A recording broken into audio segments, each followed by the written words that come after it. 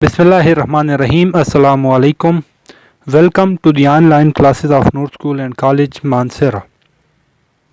Dear student, before starting my lesson, I would like to ask a few questions. My first question is, student, what is meant by conservation of natural resources?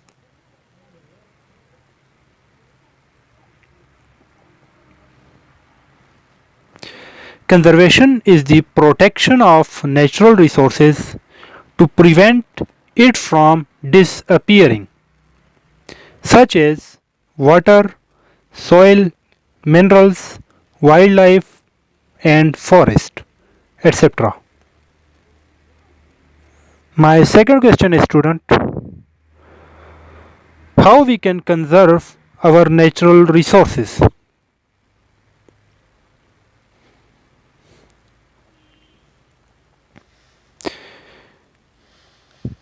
The golden rule of conservation is the first one reduce, second one is reuse, and third one is recycle.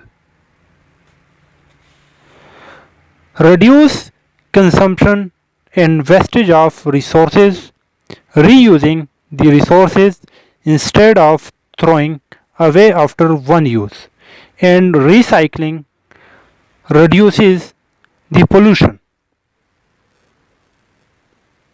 My third question is, student, what is difference between atom and molecule?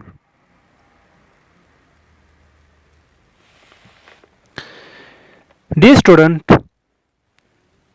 atom is the smallest particle of matter which take part in a chemical reaction,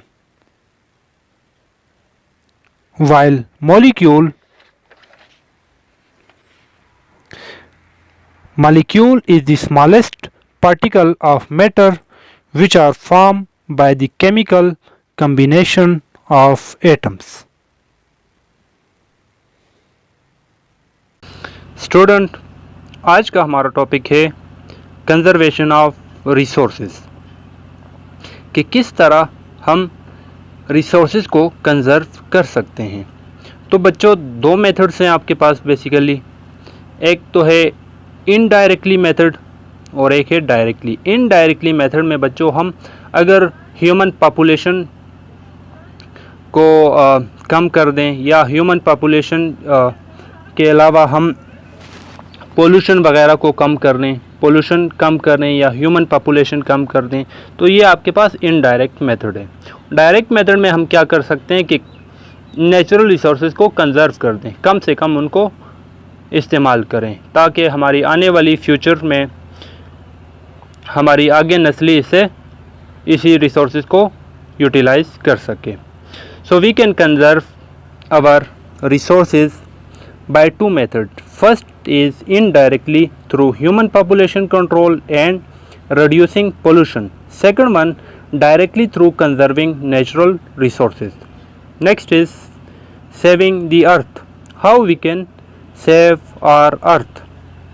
हम किस तरह अपनी अर्थ को save कर सकते हैं। जैसा कि स्टूडेंट आप सबको पता है कि इस कायनात के अंदर अर्थ एक वाहिद सियारा है जिसके ऊपर ज़िंदगी मुमकिन है।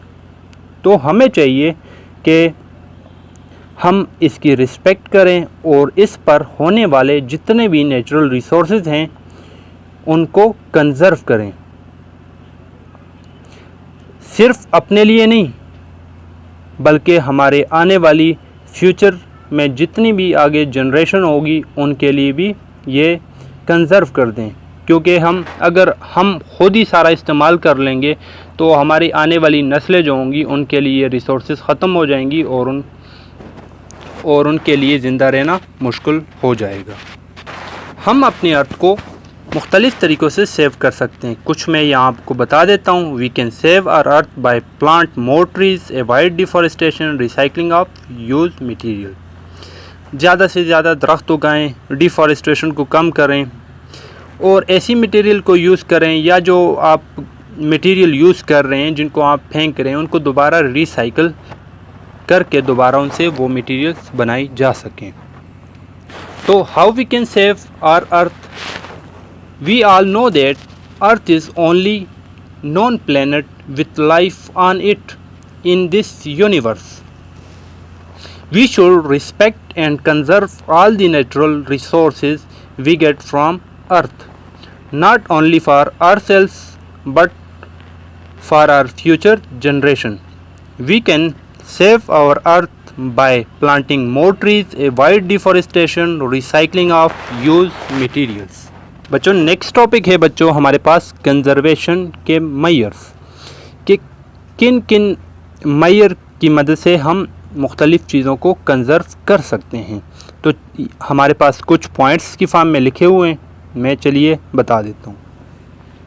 तो सबसे पहले बच्चों हमारे पास जो डोमेस्टिक पर्पस के जो वेस्ट होते हैं या हमारे पास जो सॉलिड वेस्ट होते हैं, इनको हमने ओपन प्लेस के अंदर नहीं छोड़ना चाहिए, ओपनली इधर उधर नहीं फेंकना चाहिए। Domestic and other solid waste should not be dump at open place. Is a clear? जितने भी कूड़ा करकट हो गया, सॉलिड वेस्ट हो गए या डोमेस्टिक जितने भी वेस्ट हो गए, इनको इधर उधर ऐसी वैसी जगह के ऊपर खाली इसको ऐसा ओपनली नहीं छोड़ना चाहिए। सेकंड, हमें बाईसाइकिल यूज़ करना चाहिए शॉर्ट ट्रैवलिंग के लिए। लेट्स सपोज हम 1-2 किलोमीटर अगर जा भी रहे हैं तो उनके लिए हमें बाईसाइकिल लेने की ज़रूरत है और उनको यूज़ करना चाहिए। इससे ना सिर्फ पोल्यूशन कम होगी बल्कि आपकी हेल्थ में आपको गुड हेल्थ भी मिलेगी। Use of bicycle for short travelling not only reduce pollution but also for good health. It is necessary for also good health. Third point, हमें ऐसे फ्यूल्स को व्हीकल्स के अंदर यूज़ करना चाहिए जो सल्फ़र वगैरह से साफ़ हों। अगर सल्फ़र वगैरह उस फ्यूल से साफ़ किया गया हो तो हमारे माहौल के अंदर एयर पोल्यूशन कम हो जाएगी। Sulphur and lead free fuel should be used in vehicles. Is that clear? Next, हमें गार्बेज वगैरह को एक प्रॉपर तरीके से फेंकना चाहिए, एक ख़ास जगह और प्रॉपर तरीके से फेंकना चाहिए। Dispose of garbage in a proper way. Next, fifth point, जो सीवेज वाटर होता है उसको प्रॉपरली ड्रेन ऑफ करना चाहिए। उसके लिए प्रॉपर आपका निज़ाम होना चाहिए, उसको प्रॉपर ड्रेन ऑफ करने के लिए आप होना चाहिए। तो sewage water should be drain of properly. इसके अलावा 6 पॉइंट बच्चों,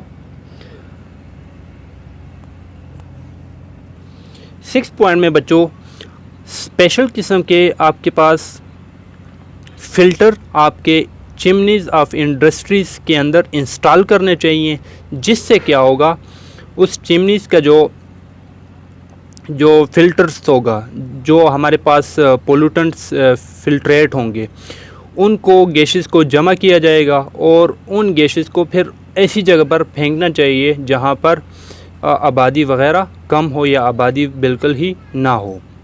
special filter should be installed in the chimneys of industries to filter the dangerous gases, and these gases should be shifted away from the residential areas.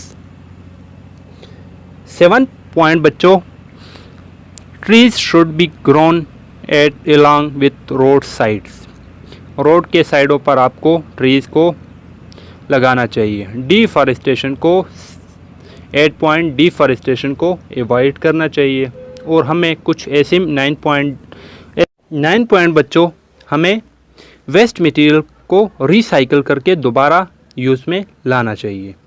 तो ये थे आपके पास बच्चों conservation measures, जिनमें मैंने आपको 9 पॉइंट्स बता दिए कि ये पॉइंट्स हम अपनी डेली लाइफ या इन्वायरमेंट के अंदर अगर हम कर दें तो हम अपनी इन्वायरमेंट को कंजर्व कर सकते हैं।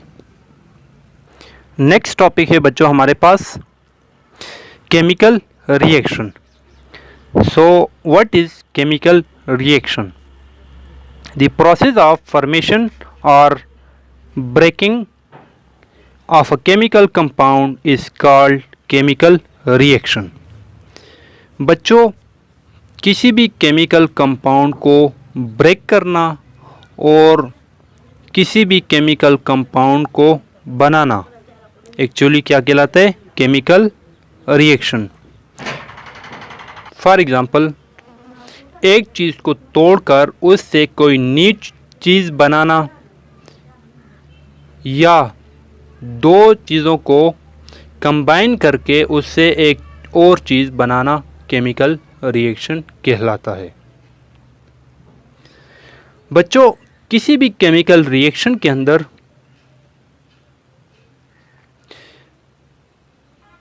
न्यू सब्सटेंस बनते हैं जो कि आपके पास पुराने सब्सटेंस के से बिल्कुल डिफरेंट होते हैं। केमिकल रिएक्शन के अंदर न्यू सब्सटेंस फॉर्म होते हैं जो कि आपके पास स्टार्टिंग सब्सटेंस से बिल्कुल ही डिफरेंट होते हैं। During a chemical reaction, new substance are form which are totally different from starting substance. The substance, बच्चों आपके पास जो सब्सटेंस कंबाइन होके कोई और चीज़ बना रही होती है, उस कंबाइन होने वाली चीज़ को कहा जाता है रिएक्टेंट। व्हाट? रिएक्टेंट। और बच्चों, रिएक्टेंट से, केमिकल रिएक्शन के रिएक्टेंट से जो न्यू चीज़ आपके पास बनती है उसको बोला जाता है प्रोडक्ट। रिएक्टेंट एंड प्रोडक्ट, दो चीज़ें आपस में कंबाइन जब होती हैं उससे थर्ड चीज़ बनती है, ये तो आपको पता है। जो दो चीज़ें आपस में कंबाइन जो होंगी उस कंबाइन वाली चीज़ को बोलेंगे रिएक्टेंट, और उससे जो बनने वाली चीज़ होगी उसको क्या बोलेंगे? प्रोडक्ट। Reactant, product. क्लियर है? The substance which combine with each other are called reactant, while the substance which are produced as the result of chemical reaction are called product. Reactant और प्रोडक्ट मैं यहाँ पर इधर भी बता देता हूँ। ये दोनों चीज़ बना रही है, ये दोनों चीज़ सब बना रही है। This substance form this two product, this is reactant and these two are product. Reactant may be one, reactant may be two. In this case, there are two reactant. Carbon dioxide and water are two reactant. It form two product, this and this one.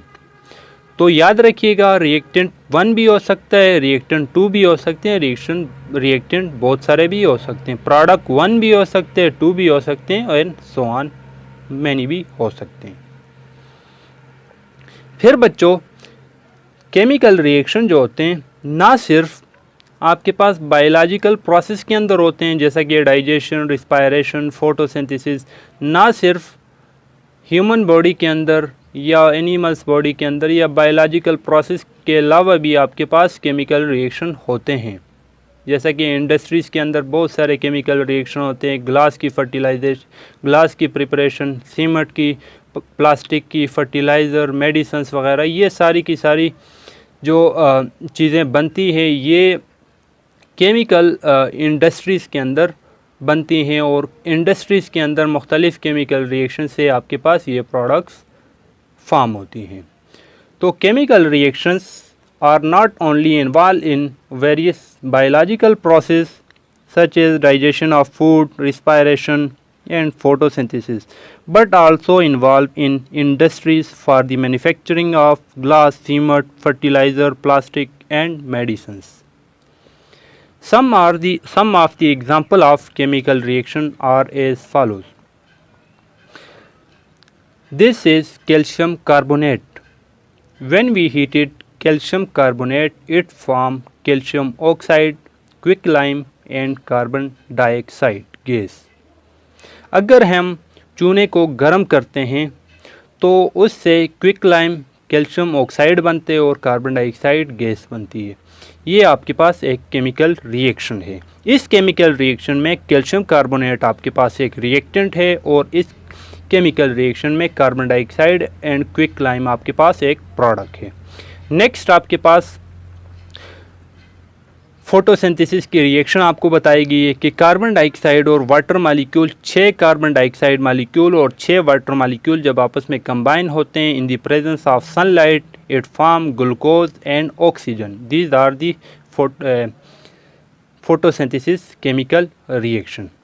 I hope it is clear now.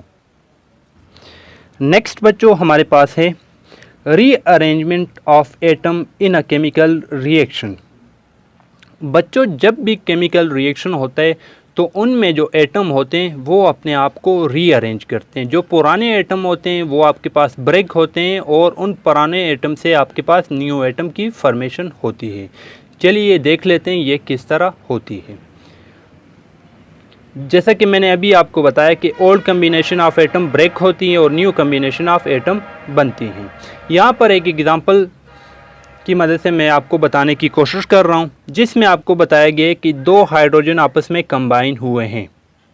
2 hydrogen mean two से hydrogen का एक molecules आपस में combine. 2 hydrogen atom combine with each other to form 1 hydrogen molecule. और यहाँ पर भी 2 hydrogen atom आपस में कंबाइन हुए हैं। मैंने आपको बताया कि ओल्ड कम्बिनेशन टूटती है तो ये आपके पास ओल्ड कम्बिनेशन है। मान ले ये और ये आपके पास ओल्ड कम्बिनेशन है तो ये आपके पास जब इसके साथ ऑक्सीजन कंबाइन होता है